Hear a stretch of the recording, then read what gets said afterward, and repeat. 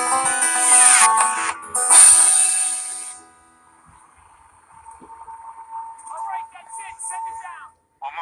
parents, Carmine here with your video review of Fallout 4.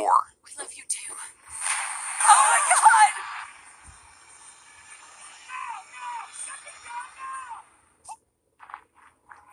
As of right now, I have played more than 100 hours of Fallout, and I'm still nowhere close to being done with everything. There is a ton to do.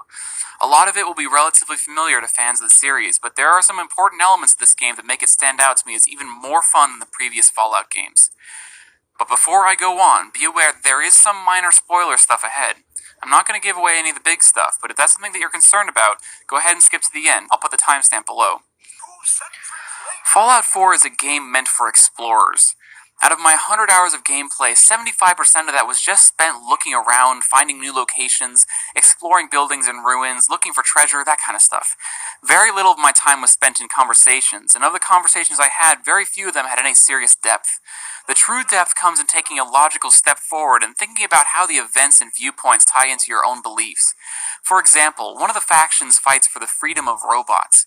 But as I was running around the wasteland, I asked myself, can something that is manufactured have human rights? If they are programmed, can they really have freedom?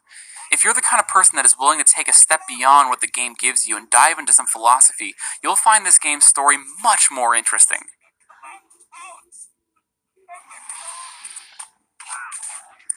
Fallout 4 does have its share of mature content, and violence is by far the most obvious factor.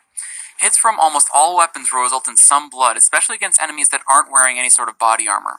This type of gore is less likely if the player uses weapons that fire something other than bullets, such as energy weapons, but these weapons often have their own special effects. Enemies can be gooified with plasma weapons, dissolved into ash with laser weapons, but while blood and gore can happen to any of the biological enemies, a good portion of the enemies in the game will be mechanical. The players will spend a decent chunk of time fighting turrets, robots, and synths, which are a highly advanced humanoid robot. These synths play a major part in the game's main story and make an appearance in a good number of missions. And with rare exceptions, all the synths are purely mechanical and do not have any sort of blood or gore.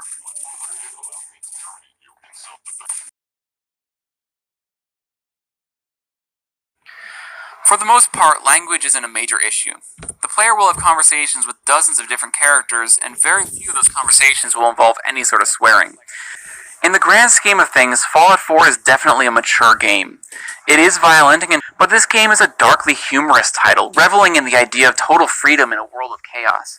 For better or for worse, the things the player can see and do are a reflection of the world around them. A reflection of something that is not meant to draw comparisons to the real world directly, but instead to make something as horrific as the end result of a nuclear apocalypse seem, in some strange way, funny. But after debating the content of this game for quite literally days, my thoughts came down to one very important fact. I can't in good faith place this game in the same category as Alien vs. Predator, Dante's Inferno, and Hitman Absolution. The mature content is definitely a constant factor, but it is not a critical part of the story or the gameplay.